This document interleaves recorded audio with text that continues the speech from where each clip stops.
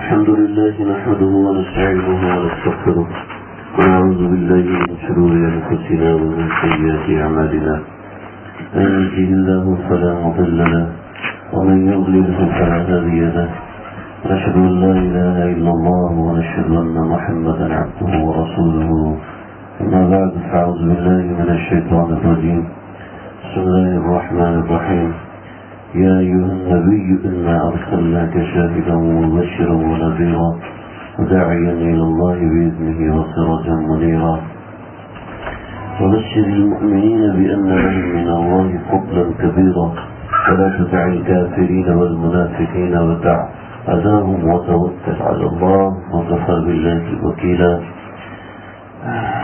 وقال النبي صلى الله تعالى عليه وسلم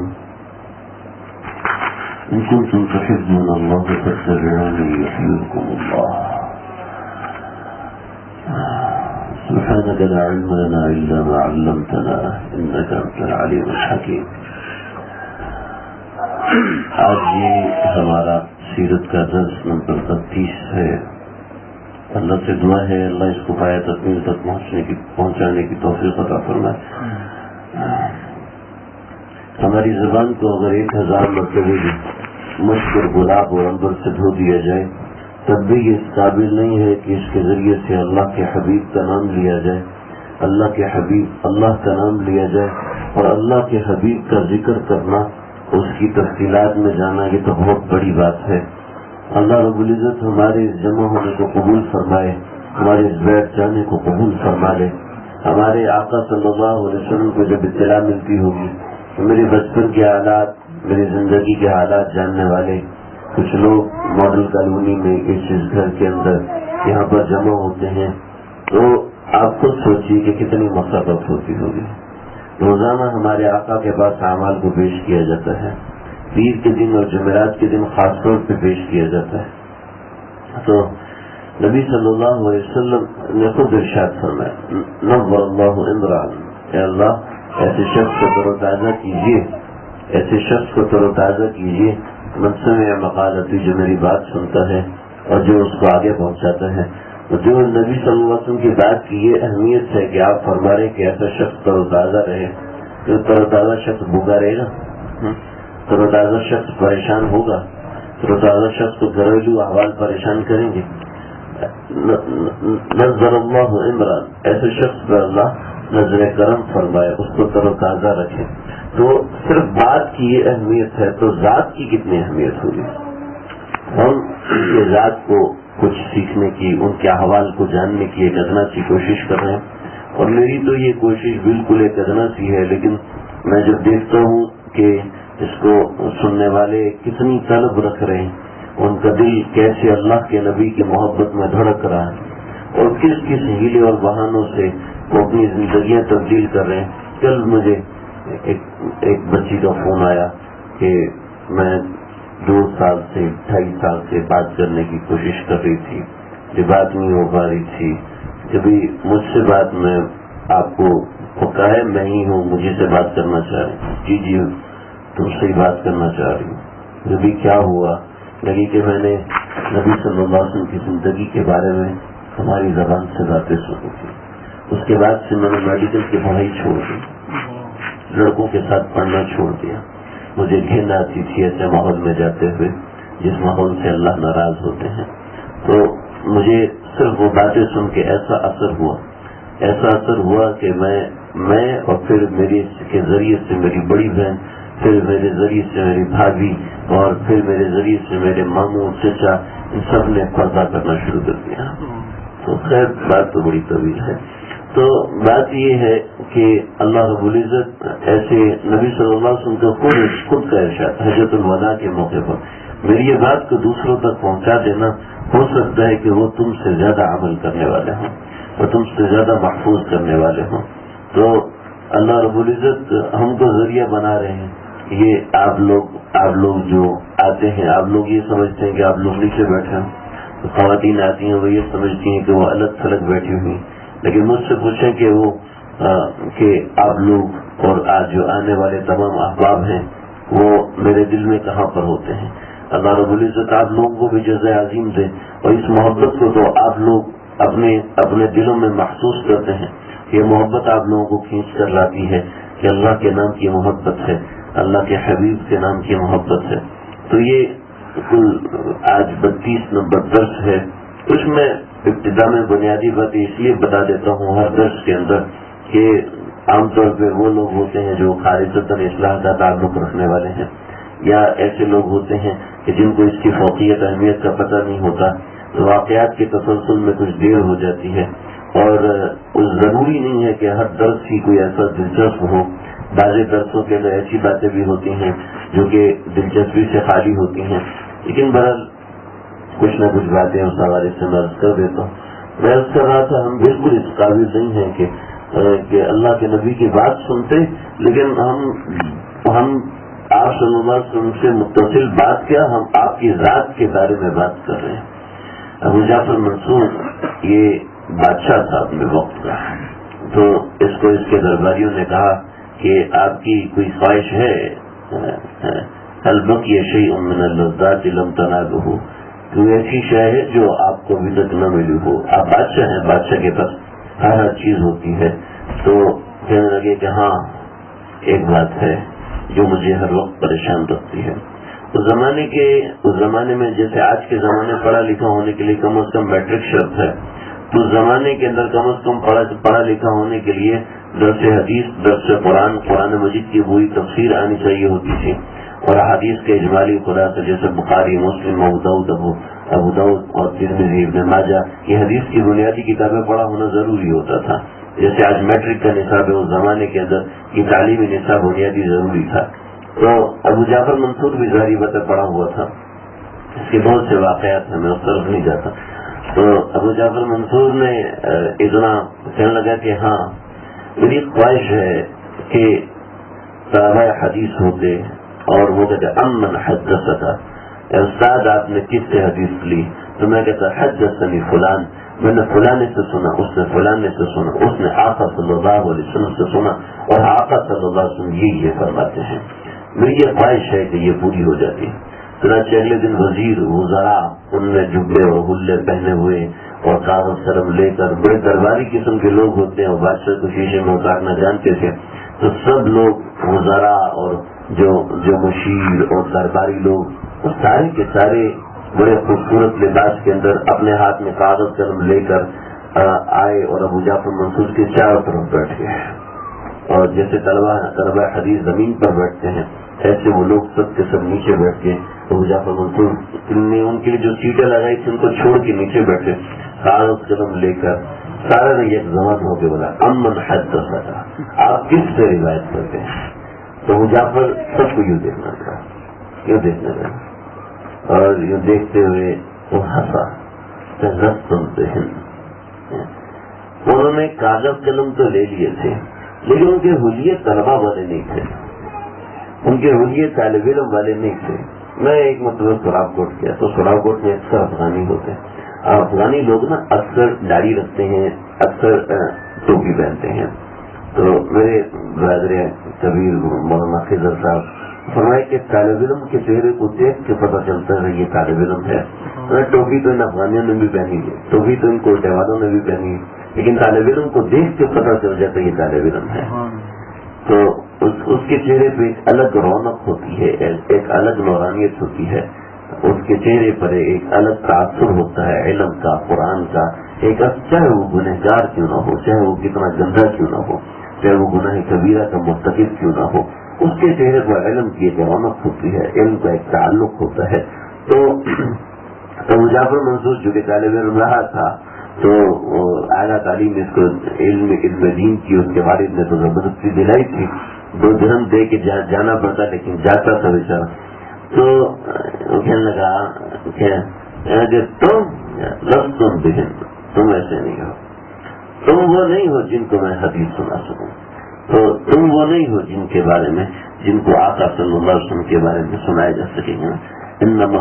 انما هم الدنست ثيابهم المشقة ارجلهم الطويلة شعورهم والضاد الآفاق قطاع المطافات طارة بالعراق تارة بالحجاز تارة بالشام تارة بالیمن اولئک نقلۃ الحدیث، کہ وہ تو طالب علم تو وہ ہوتے ہیں جن کے بال پر گندے ہوتے ہیں، کپڑے پھٹے پرانے ہوتے ہیں، میلی کھسیلی ٹوپیاں ہوتی ہیں، سستے سستے چپل ہوتے ہیں، کبھی ادھر جاتے ہیں کبھی ادھر، تو تارۃ بالحجاز، کبھی حجاز ہوتے ہیں کبھی شام ہوتے ہیں، پرانے کپڑے پہنے ہوتے ہیں، چہروں پر ان کے خشکی آئی ہوتی ہے، گھی اور شکر کا استعمال نہ ہونے کی بنا پر ان کے زیروں پر سرخیاں ختم ہو چکی ہوتی ہیں۔ تو یہ اولئک نقلۃ الحدیث، یہ لوگ ہوتے ہیں جن کے سامنے آقا کا ذکر کیا جائے، تم اس قابل نہیں ہو، ان کو اٹھا دیا بھگا دیا۔ تو اللہ رب العزت نے بغیر استحقاق کے ہم کو یہ دولت نصیب فرمائی ہے، ہم آقا صلی اللہ علیہ وسلم کا ذکر سن سکیں۔ اب مکہ شریف کی زندگی، آپ سمجھتے کی زندگی دو حصوں پر منقسم ہے، پہلی زندگی مکہ شریف کی، دوسری زندگی مدینہ شریف کی۔ تو مکہ شریف کی زندگی اپنے اختتام پر ہے کہ مکہ شریف کے آخر میں آپ صلی اللہ علیہ وسلم کو معراج ہوئی، اور معراج کے بعد اب دو کام ہیں، ایک درس آج کا اور ایک اگلا درس ہوگا جس میں ہجرت کا ذکر ہوگا، اور ہجرت کے اندر بڑی زبردست قسم کی چیزیں پیش آئیں، ان کا ذکر میں انشاءاللہ بحوالہ اور تفصیلات کے ساتھ کروں گا، انشاءاللہ آپ لوگوں کو مزہ آئے گا۔ آج معراج کے بعد جو سب سے پہلا عمل ہوا، کچھ باتیں بہت سی میں نے تقریباً 1.5 درس کے اندر اسی کو میں نے صرف کیا، معراج کے بعد کیا ہوا۔ معراج سے اگلی صبح 5 نمازیں جو اللہ نے فرض فرمائی تھی، فجر کو چھوڑ کے ظہر کا وقت، ظہر کا جو وقت ہے، ظہر کے وقت میں کیا ہوا؟ ظہر کے وقت میں یہ ہوا کہ حضرت جبریل علیہ السلام تشریف لائے اور آپ صلی اللہ علیہ وسلم کو نماز سکھائی۔ نماز ظہر کی نماز حضرت جبریل نے آپ صلی اللہ علیہ وسلم کو پڑھائی ہے، پھر عصر کی نماز پڑھائی، پھر مغرب کی، پھر عشاء کی، پھر فجر کی، پھر ظہر کی، پھر عصر کی، پھر مغرب کی، پھر عشاء کی، پھر فجر کی۔ تو یہ حضرت جبریل نے 10 نمازیں آپ صلی اللہ علیہ وسلم کے ساتھ پڑھی اور آپ کو سکھایا کہ نماز کیسے پڑھنی ہے۔ چنانچہ روایتوں میں آتا ہے کہ وہاں پہنچے کعبۃ اللہ کے پاس، وہاں پہ جبریل نے اپنا پاؤں مبارک مارا، وہاں سے پانی کا چشمہ جاری ہوا، پھر وہاں سے حضرت جبریل نے وضو فرمایا، وضو کر کے دکھایا اس طریقے سے وضو کیا جائے گا۔ چنانچہ حضرت جبریل نے وضو فرمایا، وضو فرمانے کے بعد وہاں پر ظہر کی نماز ایسے پڑھائی، حضرت جبریل آگے تھے، اس کے پیچھے نبی صلی اللہ علیہ وسلم تھے، اس کے پیچھے صحابہ کرام تھے، جماعت کے ساتھ نماز کو ادا فرمایا۔ ظہر کی نماز میں اونچی آواز میں قرات نہیں کی، عصر کی نماز میں اونچی آواز میں قرات نہیں کی، مغرب کی نماز میں اختصار مفصل سے تلاوت کی، پھر عشاء میں اختصار مفصل سے، پھر عشاء میں کیا ایک اختصار مفصل ایک ہے اختصار مفصل وہ ہے جو اذا زلزلت الارض زلزالها سے والناس تک، یہ اختصار مفصل یعنی چھوٹی صورتیں ہیں، تو اس میں سے پڑھ لے یا اس کے برابر پڑھ لے، اس کو اختصار مفصل کہتے ہیں۔ اس سے پیچھے ہوتا ہے اوساط مفصل کہ جو تفصیلی جو تھوڑی سی لمبی صورت ہے، اور پھر سورہ حجرات سے لے کر عبس و تولا تک جو صورت ہے وہ مفصلات ہوتی ہیں، تو اس میں سے پڑھنا مسنون ہوتا ہے۔ خیر بغیر میں اس مسئلے کی طرف نہیں جا رہا، یہ مسئلہ تفصیلی ہے، ایسے ہیں بھی نہیں، مسئلے کی تفصیلات الگ ہیں۔ چنانچہ آپ صلی اللہ علیہ وسلم نے یہاں سے تلاوت فرمائی، یہاں سے تلاوت فرمائی نمازوں میں، پھر ظہر میں حضرت جبریل نے 2 دن جو نماز پڑھائی ہے اس کی ترتیب ایسی تھی کہ حضرت جبریل علیہ السلام نے پہلے دن پہلے وقت میں نماز پڑھائی اور دوسرے دن آخر وقت میں نماز پڑھائی، یعنی پہلے دن ظہر کا وقت داخل ہوتے ہی پڑھائی، اگلے دن ظہر کا وقت ختم ہوتے ہی پڑھائی اور ختم ہونے سے پہلے پڑھائی، پھر عصر کا وقت داخل ہوتے ہی، پھر عصر کا وقت ختم ہونے سے پہلے، پھر مغرب کا وقت داخل ہوتے ہی، مغرب کا وقت ختم ہونے سے پہلے، پھر عشاء کا وقت داخل ہوتے ہی، عشاء کا وقت ختم ہونے سے پہلے، فجر کا وقت داخل ہوتے ہی، فجر کا وقت ختم ہونے سے پہلے 2 دن جو نماز پڑھائی ہے اس کی یہ حکمت ہے۔ پھر تھوڑا سا ابھی توجہ چاہوں گا، آپ حضرات نے کعبۃ اللہ کی تصویر دیکھی ہے نا، کعبۃ اللہ کی تصویر دیکھیے، چاروں طرف سے کعبۃ اللہ آپ اپنے ذہن میں لے کر آئیے۔ اب میں آپ کو بتاتا ہوں کعبۃ اللہ کا جہاں دروازہ ہے اس دروازے کے نیچے، اس دروازے کعبۃ اللہ کی جو عمارت ہے وہ عمارت ایسے ڈائریکٹ دیواروں کے ساتھ جیسے ہمارے گھر کی دیواریں ایسے نہیں کھڑی ہوئی، بلکہ دیواروں کو سہارا دیا ہوا ہے، نیچے سے چھوٹی چھوٹی ڈھالانیں بنائی ہیں. آپ حضرات اگر تھوڑا سا تصور کریں، چھوٹی چھوٹی ڈھالانیں بنائی ہیں کعبۃ اللہ کی، اور اس ڈھالانوں کو کہتے ہیں شاہزوران کہتے ہیں. میں نے تصویر بنا کے ایک دفعہ دکھائی تھی، آج مجھے بالکل وقت نہیں ملا، میں بڑی مشکل سے ہی کاپی نکالی ہے.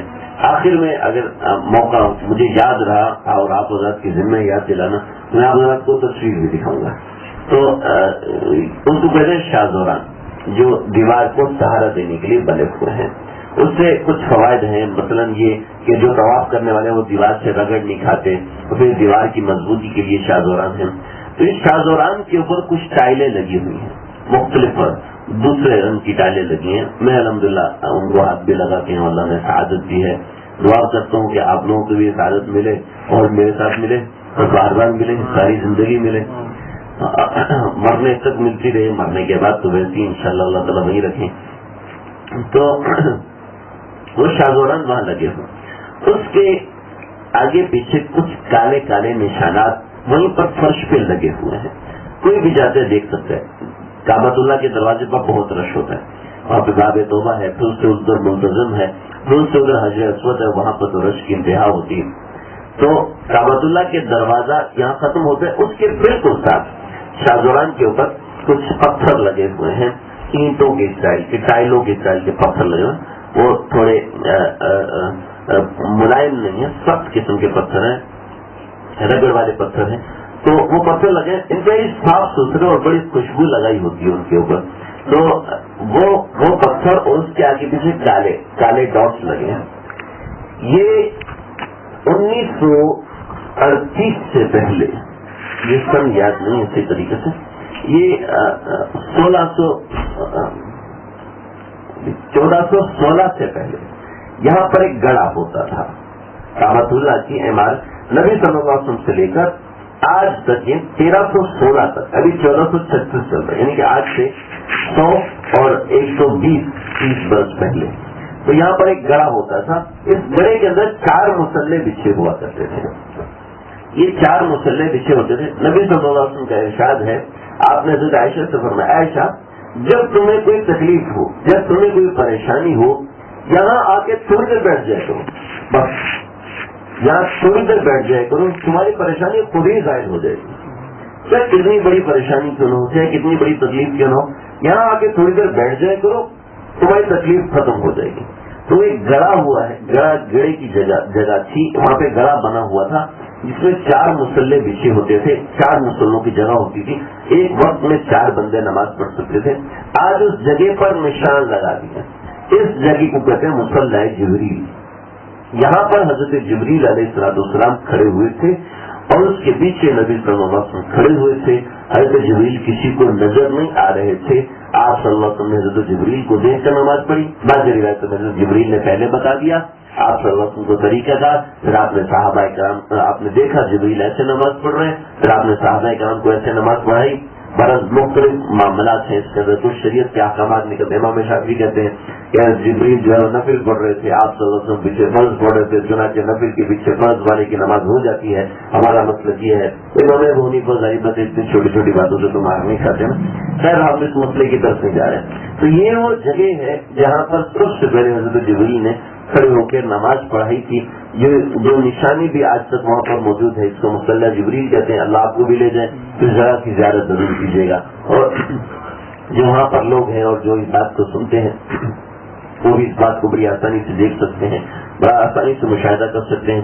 اور اگر کسی کو تکلیف آئے، کسی کو کوئی ایسی پریشانی ہے جو ناممکن ہے حل ہونا، وہاں جا کے تھوڑی دیر بیٹھ جائے، تھوڑی دیر بیٹھ جائے. بہت سی پریشانی ایسی ہوتی جو ناممکن ہوتا ہے. بس بطور مثال کینسر ہو گیا، بطور مثال کوئی ایسا عارضہ لاحق ہو گیا کہ اپنے ملک واپس نہیں جا سکتا، کوئی ایسی پریشانی، اس جگہ پہ جا کے تھوڑی دیر کے لیے بیٹھ جائے. ہمارے آقا کا فرمان ہے کہ اللہ تعالیٰ تکلیف کو دور فرما دیں گے. تھوڑی دیر بیٹھ جائے थोड़ी देर का मतलब है 2 रकअत जिस वक्त में पढ़ी जा सके। चुनाचे लोगों ने वहाँ पर मुसल्ले बिछाए हुए थे, जो भी परेशान हाल आता था वहाँ पर नमाज पढ़ता था, उसकी परेशानी जायल हो जाया करती थी, फिर वो वहाँ से चला जाया करता था। लेकिन फिर क्योंकि तवाफ की वजह से रश बहुत ज्यादा होता था तो कई लोग अंदर गिरे हज के मौके पर, और 2-3 लोगों का इंतकाल भी हो गया। तो इस वजह से फिर उस गड़े को बंद कर दिया, उस मुसल्लों के गड़े को बंद कर दिया, और आज वहाँ पर कुछ काले काले निशानात लगे हुए हैं। तो ये वो अलामत है कि ये वो वाली जगह है। अभी तो जगह की बात हुई। बाज़ हज़रात ने कहा नहीं ये जगह नहीं थी। बाज़ हज़रात कहते हैं कि जी रुकने यमानी और हजर अस्वद, ये एक मिसाल है, ये काबतुल्लाह है और ये उसका दरवाजा, ये मेरी तरफ है, मेरी तरफ उसका दरवाजा है। यहाँ पर हजर अस्वद लगा होता है, इस कोने पर हजर अस्वद लगा होता है। तो ये जो कोना है, इस कोने को कहते हैं रुकने यमानी। इसकी निशानी है कि काबतुल्लाह के खिलाफ को यहाँ से थोड़ा सा हटाया हुआ है। ये जगह रुकने यमानी है, रुकने यमानी और ये हजर अस्वद, इन दोनों के दरमियान दुआ मनकूल है, रब्बना आतिना फिद दुनिया हसना, ये पढ़नी चाहिए। तो बाजी ने कहा कि यहाँ पर खड़े होकर नमाज पढ़ी थी, यहाँ खड़े होकर नमाज पढ़ी थी, ये काबतुल्लाह भी सामने है और बैतुल मक़दस भी सामने है। और बाजी ने कहा नहीं, बल्कि यहाँ भी नहीं पड़ी थी, इसी जगह पड़ी थी, लेकिन रुख किबले की तरफ था, क्या बैतुल मक़दस की तरफ था, रुख काबतुल्लाह की तरफ नहीं था। लेकिन बहरहाल ये बहुत ही शाज़ किस्म की रिवायत है, ऐसा नहीं। बात समझ में आ गई आप लोगों? तो ये 3 किस्म के अक़वाल हैं। फिर 5 नमाजें जो फर्ज हुई थी वो 5 अंबिया की याद में उन नमाजों को फर्ज किया गया था। और फजर की नमाज जिस सबसे पहले हजरत आदम अलैहिस्सलाम ने पढ़ी थी, आदम अलैहिस्सलाम की तौबा को अल्लाह ने फजर के वक्त में कबूल फरमाया था, लिहाजा आदम अलैहिस्सलाम ने उस वक्त शुक्राने के तौर पर 2 रकअत नमाज पढ़ी, तो उसको इस उम्मत मोहम्मदिया सल्लल्लाहु अलैहि वसल्लम पर फर्ज करार दे दिया गया। हज़रत आयशा रज़ियल्लाहु अन्हा से रिवायत है, हज़रत आदम ने इस वक्त शुक्राने के 2 नफिल अदा किए थे, तो उन 2 नफिल की शुक्राने के 2 नफिल की याद में अल्लाह ने फजर की 2 रकअत नमाज जो है वो उम्मत मोहम्मद सल्लल्लाहु अलैहि वसल्लम को फर्ज की। फिर ज़ोहर की नमाज के लिए जो मकाम है वो ये कहते हैं कि हज़रत इस्माइल अलैहिस्सलाम के एवज में मेंढा उतरा था, बाज़ रिवायत में हज़रत इसहाक़ के एवज में मेंढा उतरा था। बहरहाल ये बड़ा तफसीली इख्तिलाफ है, सही इबारत यही है कि हज़रत इस्माइल के एवज में मेंढा उतरा, और हज़रत इस्माइल ने जब ये देखा तो शुक्राने के तौर पर 4 रकअत नफिल अदा किए। तो ये हज़रत इस्माइल की याद में ज़ोहर की नमाज को फर्ज किया। फिर उसी वक्त हज़रत इब्राहिम ने भी 4 रकअत नमाज पढ़ी, तो इब्राहिम की याद में भी। और बाज़ रिवायत में हज़रत दाऊद अलैहिस्सलाम की आदत थी कि दोपहर के वक्त तख्त से उतर के वो 4 रकअत नमाज पढ़ा करते थे, तो ये उनकी आदत शरीफा थी। उस आदत शरीफा की नकल में हमारे पर ज़ोहर की नमाज फर्ज की। उसके बाद असर की नमाज के लिए मनकूल है हज़रत सुलेमान अलैहिस्सलाम असर की नमाज पढ़ा करते थे। और फिर मगरिब के लिए 2-3 रिवायतें हैं। एक रिवायत है कि हज़रत ईसा अलैहिस्सलाम मगरिब के वक्त 4 रकअत पढ़ा करते थे, 2 अपनी वालिदा की तरफ से और 2 अपनी तरफ से। एक दिन भूल गए तो वो 1 रहेगी। और जो सही रिवायत है वो इस हवाले से ये भी है कि हज़रत उज़ैर अलैहिस्सलाम का वाक़या मशहूर है। फिर उज़ैर अलैहिस्सलाम एक मतलब एक बस्ती के पास पहुंचे, वो बस्ती थी बैतुल मक़दस, और बस्ती के पास पहुंचे और ये सोचने लगे कि ये बस्ती सारी तबाह हो चुकी है, सब लोग मर चुके हैं, हड्डियां आपस में मिली हुई हैं और हवा उड़ के इन सबको आपस में मिला दी, ये सब तो खत्म हो चुका है, ये सब खत्म हो चुका है, तो ये दोबारा जिंदा कैसे होगा? इस ज़हन में ख्याल आया और गुजर गया।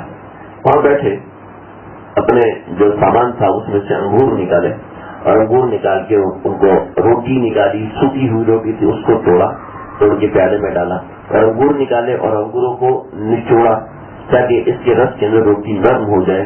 जिनको भूख लग रही है उससे माजरत, तो रोटी नरम हो जाए। रोटी नरम हुई, हल में मुझे भी लग रही है, तो रोटी नरम हो गई, नरम हुई तो हज़रत उज़ैर अलैहिस्सलाम उसने उसको वहां पर रखा और गधे को बांधा, और एक दरख्त की जड़ को, जैसे ये दरख्त की जड़ को यूं टेक लगाया, और यूं टेक लगा के आराम, इस जैसे हम हमारे लोग रिवॉल्विंग चेयर के ऊपर टेक लगा के थोड़ी देर आराम करते हैं, حضرت عزیر نے یوں ٹیک لگایا اور اللہ نے روح قبض کر دی. روح قبض ہوئی 100 برس گزر گئے. 100 برس گزرنے کے بعد حضرت عزیر کو دوبارہ زندگی ملی. اللہ نے کہا ہاں کب تک سوئے رہے ہو؟ ایسا ایک دن یوم نوباب یوم، کیونکہ سورج غروب ہو رہا تھا. یوم نوباب یوم بل میاں کا عام، تو 100 برس تک سوتا رہا کہ منظر الی حمارک، اپنے گدھے کو دیکھ، سارا ہڈیاں بنا ہوا تھا. منظر الی طعامک، اور اپنے کھانے کو دیکھ، وہ صحیح سلام، اس کو ہم نے صحیح سلامت رکھا. پھر ایک گدھے کو ہم نے وہ ختم کر دیا. اب دیکھ ہم اس کو کیسے دوبارہ زندہ کرتے ہیں. پھر گدھے کو دوبارہ زندہ کیا، اس کے کان ہلنا شروع ہوئے. دیکھا ہاں واقعی گدھا زندہ ہو گئی. اور پھر کہا دیکھو بستی، تو بیت المقدس کی پوری بستی دوبارہ آباد تھی. دیکھو ہم ایسے ہی تم لوگوں کو زندہ کریں گے. حضرت عزیر نے جب یہ سارا قصہ اپنی آنکھوں سے دیکھا، اپنی آنکھوں سے یہ سارا قصہ دیکھا، تو اللہ نے جان تو قبض نہیں کی تھی، موت تو نہیں کی تھی، لیکن اسی وقت کھڑے ہوئے اور نماز ادا کرنا شروع کی. تو اتنی لمبی نماز ادا کی کہ تھک گئے، اور تھک کے 3 رکعت پر ہی سلام پھینک دیا. تو یہ مغرب کی نماز کی 3 رکعت ہمارے اوپر عزیر کی یاد میں بنا ہوئی. پھر عشاء کی جو نماز ہے وہ ہمارے آقا صلی اللہ علیہ وسلم کا طریقہ کار تھا. ہمارے آقا رات ہوتے ہی نماز پڑھا کرتے تھے 4 رکعت، اور بعضوں نے کہا حضرت یونس اور بعضوں نے کہا حضرت موسیٰ. تو یہ 5 نمازیں اس لحاظ سے ہمارے اوپر فرض ہوئی. بعضوں نے کہا کہ نماز کے شروع میں التحیات فرض نہیں ہوا کرتا تھا، صرف سلام اللہ علیک کہہ کے سلام پھیر دیا کرتے تھے. لیکن بہرحال اس کے حوالے سے بڑی لمبی تفصیلات ہیں، ہمیں اس کے اندر نہیں جانا. فرضیت کے وقت جو نماز فرض ہوئی تھی، تو فرضیت کے وقت جو نماز کی صرف 2 رکعت فرض ہوئی تھی تمام نمازوں کی. لیکن ادائیگی کے وقت جب حضرت جبریل نازل ہوئے تو ادائیگی کے وقت نمازوں کو اس طریقے سے ادا کیا جانے لگا کہ ہر نماز کو کسی کو 2، کسی کو 4، کسی کو 3 اس طریقے سے کر کے ادا کیا جانے لگا. اس کی وجوہات یہ تھی جو میں نے آپ حضرات کے سامنے عرض کی کہ جلیل القدر انبیاء کی نشانیاں اللہ نے اس امت کے اندر بھیجی ہیں کہ ہم جو ہے وہ سارے انبیاء کو ماننے والے ہیں. یہ سارے سیدھا اور بڑے بڑے انبیاء ہیں جن کے طریقہ کار ہم کو دیتے ہیں. تو یہ معراج سے اگلے 2 دنوں میں یہ معاملات ہوئے کہ دین کا اہم ترین ستون جو کہ نماز ہے وہ فرض کی گئی. اس کے بعد اگلا مرحلہ، دوسرا مرحلہ، میں نے ابھی تک جو 13 برس تک ہجرت سے پہلے کے 13 برسوں کا ذکر کیا، اس میں نے ایک بات روکی ہے. وہ ایک بات کا میں آج آغاز کر رہا ہوں. انشاءاللہ اگلے درس میں وہ تکمیل کو پہنچے گی اور ہجرت کا ذکر ہوگا، اور ہجرت کے اندر جو مقامات ہیں، جو چیزیں ہیں، میں انشاءاللہ آپ حضرات کو وہ سب چیزیں بھی دکھاؤں گا کہ کیسے کہاں ہمارے آقا صلی اللہ علیہ وسلم رکے تھے اور کہاں سے نکلے تھے، ہمارے آقا کا گھر کہاں تھا، گھر سے نکل کے کہاں گئے تھے. تو جو بھی وہاں پر رہتے ہیں، جو وہاں پر جاتے ہیں، ان کو دیکھنے تصور میں بہت مزہ بھی آئے گا، فائدہ بھی ہوگا. نبی صلی اللہ علیہ وسلم نے جب دیکھا 10 برس تک آپ صلی اللہ علیہ وسلم نے ایسے کام کیا کہ 3 برس خاموشی کے ساتھ اور 7 برس سریعان. پھر جو اسپورٹ تھی ہمارے آقا صلی اللہ علیہ وسلم کو، ابو طالب کی اور حضرت خدیجہ رضی اللہ عنہ کی، وہ ختم ہوگی. تو اس کے بعد آپ طائف گئے اور طائف میں بہت مارا گیا کہ شاید مجھے وہاں پر میرے ایک ددیالی رشتے دار، جن کو کہتے ہیں رضائی رشتے دار، آج کل تو یہ سسٹم بالکل ناپید ہو چکا ہے. ددیالی رشتے دار بھی ایک ددیالی رشتے دار ایک الگ ہوتی ہے، ایک سسرالی رشتے دار ہوتا ہے، ایک ددیالی رشتے دار ہوتا ہے. لیکن ددیال دادا والے نہیں، دودھ والے، جس کو رضائی رشتے دار کہتے ہیں. تو یہ ہمارے ہاں ابھی سسٹم بالکل پاکستان، ہندوستان وغیرہ میں بالکل بھی نہیں رہا. پہلے رضائی رشتے دار بھی اور ہوتے تھے، اور نانے والے رشتے دار اور دادا والے رشتے دار یہ بھی الگ الگ ہوا کرتے تھے. پہلے 3 خاندان ہوتے تھے، اب صرف 2 خاندان رہ گئے. تو نبی صلی اللہ علیہ وسلم کے رضائی رشتے دار طائف میں رہتے تھے. تو آپ نے کہا کہ اب اصلی رشتے دار تو ختم ہو چکے، اور جو رضائی رشتے دار، دودھ والے رشتے دار ہیں، وہ وہاں طائف میں باقی ہیں. میں ان سے مدد حاصل کروں. میں سارا قصہ عرض کر چکا ہوں. چنانچہ وہاں سے جب آپ صلی اللہ علیہ وسلم مایوس ہو کے واپس آئے تو آپ نے دیکھا کہ حج میں کافی مجمع لگتا ہے. تو آپ صلی اللہ علیہ وسلم حج کے جو 3 میلے لگا کرتے تھے، حج میں جو لوگ آتے تھے وہ اس ترتیب سے آتے تھے، پہلے اوقاز میں آتے تھے، پھر مجنا میں آتے تھے، پھر ذو المجاز میں آتے تھے. یہ اوقاز یہ ایک میلہ ہوا کرتا تھا، پھر اس کے بعد مجنا یہ دوسرا میلہ ہوتا تھا، پھر ذو المجاز یہ تیسرا میلہ ہوتا تھا. ان تینوں میلوں میں کیا ہوتا تھا؟ شغل، میلہ، کھانا پینا، دعوتیں، ناچ کود اور بتوں کی خرید و فروخت، یہ سب چیزیں ان میلوں کے اندر ہوا کرتی تھی. اور یعنی کہ ایک طریقے سے مارکیٹ لگا کرتی تھی. عرب کے مشہور ترین میلے یہ ہوا کرتے تھے. ان میلوں کے اندر یہ ساری خرافات ہوتی تھی.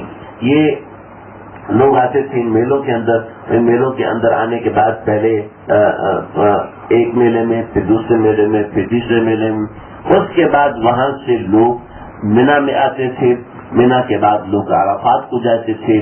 عرفات کے بعد لوگ کعبۃ اللہ میں آتے تھے. یوں ان کا حج مکمل ہوتا تھا. ہمارے حج کی ترتیب اور ہے، میں اس طرف نہیں جا رہا.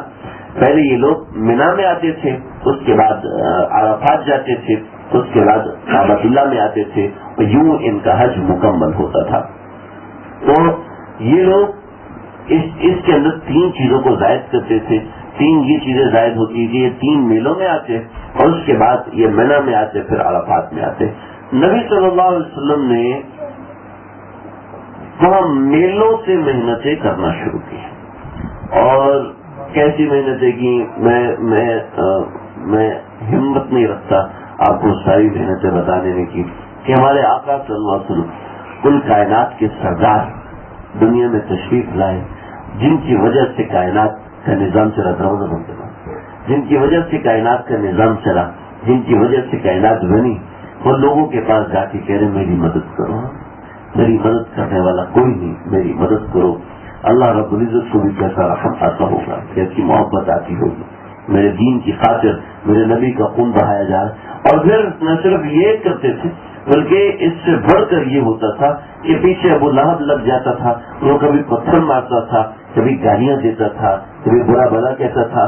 کبھی آپ نے لوگوں کو جمع کیا اور لوگ جب جمع ہوئے، لوگوں نے آپ کی بات سنی.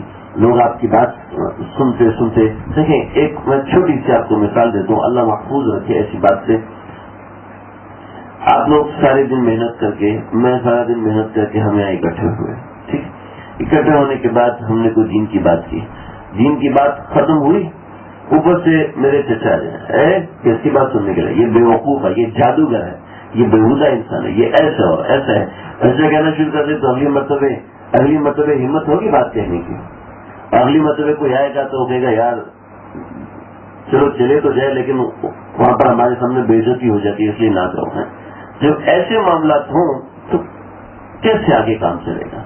لیکن ہمارے آقا صلی اللہ علیہ وسلم پر قربان ہے، مسلسل 3 برس تک ایسی محنت کی کہ قافلوں پہ چلتے، قافلوں میں جاتے، قافلوں کو سمجھاتے، قافلوں پہ محنت کرتے. اور بہت سے قافلوں نے آپ کی بات کو قبول کیا، بہت کو نے رد کیا. نبی صلی اللہ علیہ وسلم کے جو کلمات ہوا کرتے تھے بہت سی کتابوں میں درج ہیں، سیرت کی کتابوں میں موجود ہیں کہ آپ صلی اللہ علیہ وسلم نے کیسے کیسے کلمات ہو، کیسی کیسی تقریر کی. اس میں سے چند چیزیں میں آپ کو بتا دوں. آپ صلی اللہ علیہ وسلم کے بعد آنے والے بہت سے قبیلے تھے، بے شمار قبیلے تھے جن قبیلوں نے آپ صلی اللہ علیہ وسلم کی بات کو سنا، اس کے بعد آپ صلی اللہ علیہ وسلم کی بات کا انکار کیا. بنی عبس ہے، بنی سلیم ہے، بنی غسان ہے، بنی محارب ہے، بنی فزارہ، بنی نفر، بنی مرہ، بنی عذرا، بنی حضارمہ، ان سب سے ملے. بنی ثقیف سے ملے، بنو عامر سے ملے، بنو عبداللہ سے ملے، بنو ثعلبہ سے ملے. ان سب جو بڑے بڑے قبیلے اور خاندان تھے، ان سب سے آپ ملتے اور باری باری ان کو دعوت دیتے، باری باری ان کو سمجھاتے. کچھ لوگ آپ کی بات سنتے. آپ کی بات عام طور پہ یہ ہوتی ہے قولوا لا الہ الا اللہ تفلحون، لوگوں کلمہ پڑھ لو تم لوگ کامیاب ہو جاؤ گے. لوگوں لا الہ الا اللہ کہہ لو کامیاب ہو جاؤ گے. ان اللہ یامرکم ان تعبدوا الا اللہ، اللہ تعبدوا الا اللہ، کہ تم لوگ اللہ کے علاوہ کسی کی بندگی مت کرو. ولا تشرکوا به شیئا، اس کے ساتھ کسی کے شریک مت ٹھہراؤ، اور اپنے نبی کی مدد کرو، اپنے نبی کو بنا دو. تو بنی عامر کے لوگوں نے آپ صلی اللہ علیہ وسلم کی بات کو اکٹھے ہو کے سننا شروع کیا اور مختلف نام لکھے ہیں. بڑا تفصیلی واقعہ ہے، میں مختصراً بتاتا ہوں. ایک سردار کو بلایا، پھر دوسرے سردار کو بلایا، پھر تیسرے سردار کو بلایا، پھر چوتھے سردار کو بلایا. ان کو بلایا اور بلا کے بات کرتے کرتے کہنے لگے اچھا ٹھیک، اگر ہم آپ کی بات مانتے ہیں، آپ کے ساتھ کھڑے ہو جاتے ہیں، عرب آپ کا مخالف ہے، ہم ان سے مخالفت کرتے ہیں، جب ہم ان سے مخاصمت کر کے مقابلہ کرتے ہیں اس کے بعد آپ کو فتح ہو جاتی ہے اور آپ یہ بتائیں کہ سرداری ہمیں دیں گے؟ ہم نے فرمایا کہ سرداری تو اللہ کے پاس ہے، سرداری تو اللہ کی ہے، اللہ جس کو چاہیں گے میں اس کو امیر بناؤں گا، اللہ جس کو چاہیں گے میں اس کو بڑا بناؤں گا۔ واہ، ہم آپ کے ساتھ مل کے پورے عرب سے لڑائی مول لیں اور اس کے بعد جو سرداری ہے وہ بھی کسی اور کے پاس چلی جائے، ایسا کیسے ہو سکتا ہے؟ ہم آپ کے ساتھ نہیں ہیں۔ بنی عامر کے لوگ یہ کہہ کے چلے گئے ہیں کہ بنی عامر کے لوگ اپنے علاقے میں پہنچے تو ایک بوڑھا شہر کے دروازے پر کھڑا ہوا، اے بنی عامر کے لوگوں، یہ وہ والا سال ہے جس سال میں بنی عامر کو کسی شخص نے ملنا تھا جو کہ اسماعیل کی اولاد میں سے ہوگا۔ ہاں ایک میرا تھا شخص، بنی عامر سب کو ملا کے کہا تھا کہ میں اللہ کا رسول ہوں۔ اسماعیل کی اولاد میں جو شخص نبوت کا دعویٰ بنی عامر کے سامنے کرتا ہے یقیناً وہ نبی ہے، کاش کہ اس کا کوئی ازالہ ہو، کاش کہ ہم اس وقت کو واپس لا سکیں، ہم اس نبی کی قدر کر سکیں۔ تو یہ سارا قبیلہ بعد میں جا کے، جن قبیلوں کو بنو عابس ہیں اور بنو مرہ ہے، بنو سلیم ہے، بنو حنیفہ ہے، یہ سارے کے سارے قبیلے بعد میں مسلمان ہوئے، بعد میں جا کے یہ سارے کے سارے قبیلے مسلمان ہوئے۔ پھر بنو حنیفہ نے مقابلہ کیا، بعد میں مرتد بھی ہو گئے، بڑے لمبے ان کے واقعات ہیں۔ تو یہ ایسے تھا۔ پھر بنی سعلبہ والے، یہ ایک ایسا قبیلہ ہے جنہوں نے آپ کی بات کو بڑی توجہ سے سنا اور توجہ سے سننے کے بعد آپ سے مطالبہ کیا کہ آپ ہمیں اپنی تعلیمات بتائیں۔ تو یہ پہلے لوگ تھے جن کو آپ صلی اللہ علیہ وسلم نے اپنی تعلیمات بتانا شروع کی۔ تو ان کا جو سردار تھا اس نے کہا کہ آپ صلی اللہ علیہ وسلم آپ ہمیں بتائیے کہ آپ کیا پیش کرتے ہیں۔ سردار کا نام تھا مفروق۔ یہ مفروق کے بارے میں کوئی پکی بات نہیں ہے کہ بعد میں مسلمان ہوئے یا نہیں ہے، لیکن اس کے قبیلے کے دیگر لوگ مسلمان ہوئے تھے۔ آپ صلی اللہ علیہ وسلم نے قرآن مجید سنا، قل تعالوا اتل ما حرم ربكم عليكم الا تشركوا به شيئا وبالوالدين احسانا ولا تقتلوا اولادكم من املاق نحن نرزقكم واياهم ولا تقربوا الفواحش ما ظهر منها وما بطن ولا تقتلوا النفس التي حرم الله الا بالحق ذلكم وصاكم به لعلكم تعقلون۔ قل تعالوا، آپ ان سے کہیے کہ آؤ، اتل ما حرم ربكم، میں تم کو تلاوت کر کے دکھاتا ہوں کہ تمہارے پروردگار نے تمہارے اوپر کس چیز کو حرام کیا ہے۔ تمہارے پروردگار نے شرک کرنے کو حرام کیا، تمہارے ذمہ لگایا کہ والدین کے ساتھ احسان کرو، اپنی اولاد کو مت مارو پیسوں کے ڈر سے کہ کھائے پئیں گے کہاں سے، ان کے رشتے کہاں پر ہوں گے، اولاد کو اس وجہ سے مت قتل کرو، اور پھر ان کو رزق ہم دینے والے، تم ان کو رزق روزی دینے والے نہیں ہو۔ اور فحش کاموں کے پاس نہ جاؤ، نہ ظاہری فحش کام کرو نہ باطنی فحش کام کرو، اور کسی کو مت قتل کرو، ہاں سوائے اس کو قتل کرو جس کو اللہ نے حکم دیا کہ اس کو قتل کرو۔ ذالکم وصاکم بہ، یہ اللہ تم کو وصیت سے کرتا ہے۔ تو سنتے ہیں کیسی پاکیزہ تعلیمات ہیں، جو اپنی بچیوں کو زندہ دفن کر دینے والے ہوں، جو اپنی بچیوں کو قتل کر دینے والے ہوں، ان کے سامنے کسی دوسرے کی جان کی کیا اہمیت ہے، جو اپنے ماں اور باپ کا مال کھا جانے والے ہوں ان کے سامنے ہمسائے کے مال کی کیا اہمیت ہے۔ لیکن یہ جو ایسی پاکیزہ تعلیمات سنی، چلو کچھ اور سنائیے۔ آپ صلی اللہ علیہ وسلم نے ایسی جامع آیت پڑھی، ان اللہ یأمر بالعدل والإحسان وإیتاء ذی القربى وینہی عن الفحشاء والمنکر والبغی یعظکم لعلکم تذکرون۔ یہ آپ صلی اللہ علیہ وسلم نے کچھ تعلیمات بتائیں تو مفروق حیران پریشان، قریب تھا کہ وہ اسلام قبول کرتا تو اس کے قبیلے کا ایک دوسرا آدمی، پھر تیسرا آدمی، پھر کئی ایک سردار تبدیل ہوئے، کہنے لگے ہم آپ کو قبول ضرور کرتے، لیکن بات یہ ہے کہ ہمارا معاہدہ کسرا کے ساتھ ہے، اور اس زمانے میں جو بادشاہ کا مذہب ہوتا تھا وہی رعایا کا مذہب ہوا کرتا تھا۔ تو چونکہ ہم کسرا کے ماتحت ہیں تو پہلی بات تو یہ ہے کہ ہم اپنے قبیلے والوں سے مشورہ کریں گے کہ کسرا کی ماتحتی چھوڑ کے اگر ہم آپ کی ماتحتی اختیار کرتے ہیں تو ہمارا قبیلہ اس بات پہ راضی ہوا یا نہیں ہوگا۔ دوسری بات یہ ہے کہ ہم کسرا سے پوچھیں گے، اگر وہ ہم کو اجازت دے گا اپنا مذہب چھوڑ کر دوسرا مذہب اختیار کرنے کی، تب ہم آپ کا مذہب اختیار کریں گے، ورنہ ہم آپ کا مذہب اختیار نہیں کریں گے۔ آپ نے فرمایا کہ یہ آدمی ہے جو صحیح بات کرنے والا ہے، یہ آدمی ہے جو حق بات کرنے والا ہے۔ اب ذرا دیکھیں نبی صلی اللہ علیہ وسلم کے ساتھ صرف ابو بکر صدیق ہیں اور ایک اور صحابی ہے. کل ملا کے کوئی 100-150 صحابہ ہوا کرتے تھے. اور اتنا بڑا قبیلہ جو کہ 1000 جنگجوؤں کا قبیلہ ہوا کرتا تھا. یہ اتنا بڑا قبیلہ تھا. آپ صلی اللہ علیہ وسلم کے فیور میں نہیں آیا. سارے دلائل مانتے ہوئے, سارے دلائل جانتے ہوئے, ساری باتیں مان رہے تھے, پھر بھی آپ کا ساتھ نہیں دیا. تب آپ غصے نہیں ہوئے, میری حمایت کرو. جب سارے دلائل میں صحیح دے رہا ہوں تو یہ آج کے جو حکمران ہیں ان کے لیے بہت بڑا سبق ہے, بہت بڑا سبق ہے کہ ہمارے نبی نے ان کو کھینچا نہیں اپنی طرف کہ ہاں اس نے صحیح بات کہی, ان کا عذر معقول ہے. ہم محنت نہیں, ہمت نہیں کر رہے, وہ بات کی بات ہے. ہم اور آپ دل میں کریں گے وہ ہمت کرتے ہیں, کوشش کرتے ہیں. لیکن آپ نے فرمایا کہ انہوں نے صحیح بات کی. کیا صحیح بات کی؟ کہ انہوں نے نمبر 1 اپنی برادری کے اصولوں کو نہیں توڑا. اصول کہتے صحیح اصول تھا. وہ اصول یہ تھا کہ آپس کے مشورے سے, باہمی مشورے سے کام کیا جائے. یہ جب کفر میں رہ کر یہ اصول توڑنا صحیح نہیں ہے. پھر چھوٹے سے گھر کے اندر 4-5 لوگ رہتے ہیں, میاں بیوی رہتے ہیں, آپس میں اصولوں کو توڑ کے رہنے کیسا ہوگا؟ یہ تو نہیں ہوگا. کفر کے اندر یہ اصول اپنایا آپ صلی اللہ علیہ وسلم نے, صحیح بات کہی. دوسرا, وہ اپنے جس کے ماتحت ہیں اپنے بڑے سے کسی بھی معاملے کی اجازت لے کر کام کرنا چاہیے. کسی ایک کو بڑا بنانا چاہیے. اگر بڑا تبدیل کرنا ہے تو اس بڑے سے مشورہ کرنا چاہیے, اس بڑے سے پوچھنا چاہیے. چنانچہ انہوں نے اس اصول کو مانا, اس اصول کو جانا. آپ نے توثیق فرمائی. اگرچہ آپ صلی اللہ علیہ وسلم کے سینے کے اندر, آپ صلی اللہ علیہ وسلم کے دل کے اندر جو ایمان کی قوم تھی وہ اتنی زبردست اور اتنی تیز تھی کہ اس کے ذرے کے 1 کروڑ حصے کر لیے جائے تو ساری دنیا کے اللہ والوں کو وہ چیز نہیں مل سکتی. تو ہم کون ہوتے ہیں کسی کو کھینچنے والے؟ نہیں تم تبلیغ میں آؤ, نہیں تم خانقاہ میں آؤ, نہیں تم جی مدرسے میں آؤ, نہیں تم جی عالم ہی بنو. ہم کون ہوتے ہیں کسی کو کھینچنے والے؟ ہمارے آقا صلی اللہ علیہ وسلم جب ایمان کے اوپر کسی کو نہیں کھینچ رہے, اتنی قرب اور جلن اور درد اور ضرورت کے باوجود نہیں کر رہے, تو ہم کون ہوتے ہیں؟ ہم کون ہوتے ہیں کسی کو کھینچنے والے؟ بیوی شوہر کو کھینچے, شوہر بیوی. ہم کوئی ایسا نہیں ہے کسی کو اپنی مرضی سے چلائے, اپنی مرضی کی شریعت سے کسی کو لگائے. نہیں, ایسا نہیں ہے کہ کوئی اپنی مرضی کرے. تو اس بات کو نبی صلی اللہ علیہ وسلم نے توثیق فرمائی. اگرچہ ان کی بات صحیح نہیں تھی لیکن آقا صلی اللہ علیہ وسلم نے ان اصولوں کی بنیاد پر ان کی توثیق فرمائی.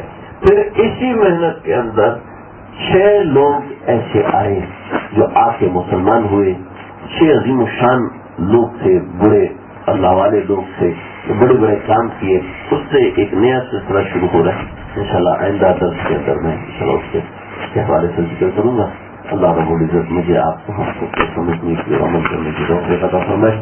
کچھ چھوٹی سی ترتیب بنا رہے ہیں ہفتے کے دن کی اصلاحی بیان کے حوالے سے کچھ ترتیب بنا رہے ہیں, کیونکہ 1 ہفتہ سیرت 1 ہفتہ بیان, تو اس سے سیرت بھی متاثر ہو رہی ہے, بیان بھی متاثر ہو رہا ہے. بیان کے اندر ہماری ایسی ترتیب ہے کہ ہمیں بہت سی چیزیں پتہ نہیں ہوتی. تو ان بہت سی چیزوں کا میں چاہتا ہوں کہ اس کا عام طور پہ لازمی عمل معلوم ہونا چاہیے.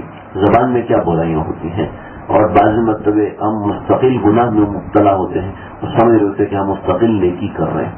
بعض مرتبہ ہم لوگ نیکی کر رہے ہیں تو سمجھ رہے ہوتے ہیں کہ ہم گناہ کر رہے ہیں, حالانکہ ایسا نہیں ہوتا. تو یہ ساری باتیں معلوم ہوں. میرے ارادہ ہے حضرت تھانوی رحمۃ اللہ علیہ کے خطبات میں سے سنانے کا. تو آپ حضرات وہ انشاءاللہ اگر ہمارا ارادہ ہوا, مشورے میں طے ہو گیا, دیگر ساتھیوں سے مشورہ کروں گا, مشورے میں طے ہو گیا تو ہم انشاءاللہ ہمارے آپ کے بھائی ان کے ذریعے سے مشورہ کرتے ہیں. اللہ تعالیٰ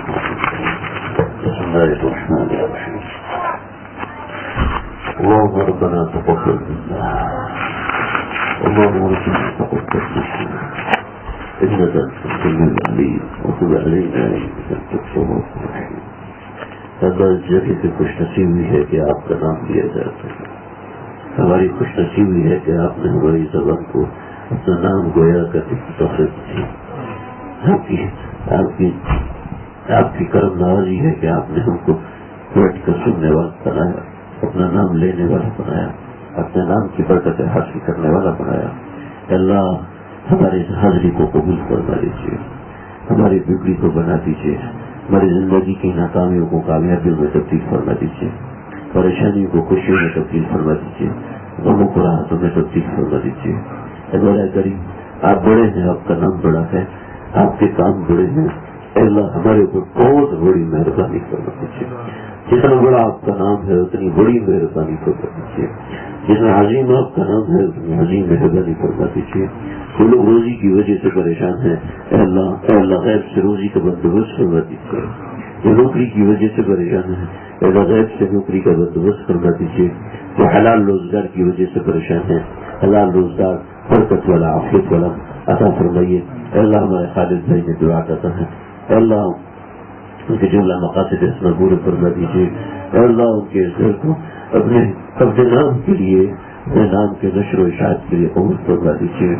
اے اللہ میں سے جو لوگ بھی آئے ہیں کسی ایک کو محروم نہ فرمائیے، جو بچے آئے ہوئے ہیں، جو مرد و خواتین آئے ہوئے ہیں، اے اللہ تو جانتا ہے ایک ہی قدم کے اوپر تیری کتنے رحمتیں نکل ہیں، اے اللہ ان کو قبول فرما دیجیے، ان کے سارے قدموں کو، ان کے یہاں سانس لینے کو، ان کے یہاں بیٹھ جانے کو، ان کے یہاں پر سننے کو، ان کے یہاں سنانے کو، اے اللہ ان کے یہاں پر وقت لگانے کو قبول فرما لیجیے۔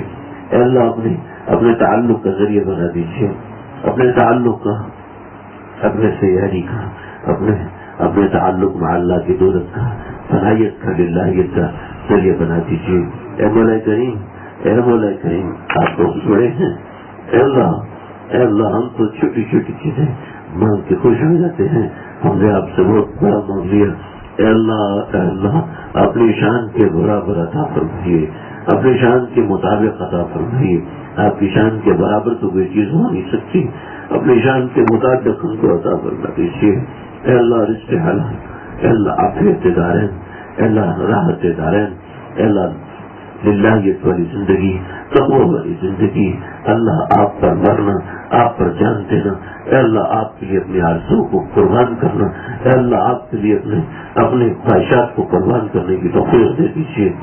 ہم میں جو لوگ بیمار ہیں اپنے حبیب کی ذکر خیر کی برکت سے ان سب کی بیماریوں کو دور فرما دیجیے، اے اللہ ان سب کی پریشانیوں کو دور فرما دیجیے، اولادوں کو نئی نسال اولاد عطا فرمائیے، خاص طور پر ہمارے آصف بھائی اے اللہ ان کو نئی نسال اولاد عطا فرمائیے، اے اللہ جلد سے جلد اولاد کی دولت سے مالا مال فرمائیے۔ جن لوگوں نے دعاؤں کا کہا جو کہنا چاہتے تھے نہیں کہہ سکے، جو امید وابستہ رکھتے ہیں جنہوں نے پیغام بھیجا نہیں ملا، اے اللہ سب کی بگڑی بنا دیجیے، سب کے جملہ مقاصد حسنہ پورے فرما دیجیے۔ اے اللہ جو لوگ اس مجلس کو آباد کر رہے ہیں اے اللہ آپ کے نام کو آباد کر رہے ہیں، آپ ان کو آباد فرما دیجیے، اے اللہ ان پہ کرم نوازی فرما دیجیے، اے اللہ کرم کو عام اور تام فرما دیجیے، اے اللہ مجھ سمیت ہم سب کے جملہ مقاصد حسنہ پورے فرمائیے، اے والدین کو صحت کلی عطا فرمائیے، صحت کامل عاجلہ مستمرہ عطا فرمائیے، ہمارے سارے خاندان کو دین سے جوڑ دیجیے، اے اللہ ہمارے سارے خاندان والے جو نمازوں سے دور ہیں، جو روزوں سے دور ہیں، جو آپ کے دین سے دور ہیں، جو آپ کے دین والوں سے دور ہیں، اے اللہ ان کو دین سے جوڑنے کی توفیق عطا فرمائیے، دین والوں سے جوڑنے کی توفیق عطا فرمائیے، ہم کو بھی دین والوں سے جوڑنے کی توفیق عطا فرمائیے، اللہ والوں سے جوڑنے کی توفیق عطا فرمائیے۔ میرے شیخ کرو تو بڑھا دے، سرتاج زمانہ میرے حضرت کو بنا دے، اے اللہ میرے حضرت صحت کلی صحت کامل عاجلہ مستمرہ عطا فرمائیے، ہمارے سب کے گھٹنوں کی تکلیف کو دور فرما دیجیے، گھٹنوں میں ہڈیوں میں جو تکلیف ہے، کمر میں اے اللہ جو تکلیف ہے، بینائی کا جو مسئلہ ہے، کانوں کی جو تکلیف ہے، اللہ سب کو صحت اور عافیت میں تبدیل فرما دیجیے۔ میری والدہ صاحبوں کو صحت عطا فرمائیے، میری خالہ جو ہے دردی کی مریض ہیں، اے اللہ صحت کلی عطا فرمائیے، خاندان کے جو اقارب عزیز ہیں اے اللہ جن نے دعاؤں کا کہا، اور یہاں جو لوگ بیٹھے ہیں ان کے جو عزیز و اقارب ہیں اے اللہ سب کی حالات کو آپ جاننے والے ہیں، سب کی مشکلات کو آپ جاننے والے ہیں، سب کی تکالیف کو آپ جاننے والے ہیں، اے اللہ اپنے فضل و کرم سے ان کی تکالیف کو دور فرمائیے، ہمارے اس درس کو قبول فرمائیے، ہمارے اس درس کو قبول فرمائیے۔ تعداد زیادہ ہونے سے، لوگوں کے سننے سے، لوگوں کے پسند لینے سے یہ باتیں قبول نہیں ہوتی، آپ نظر کرم فرمائیں تو قبولیت ہے۔ اللهم ربنا تقبل منا انك انت السميع العليم وتب علينا انك انت التواب الرحيم، وصلى الله تعالى على سيدنا محمد وعلى اله وصحبه اجمعين۔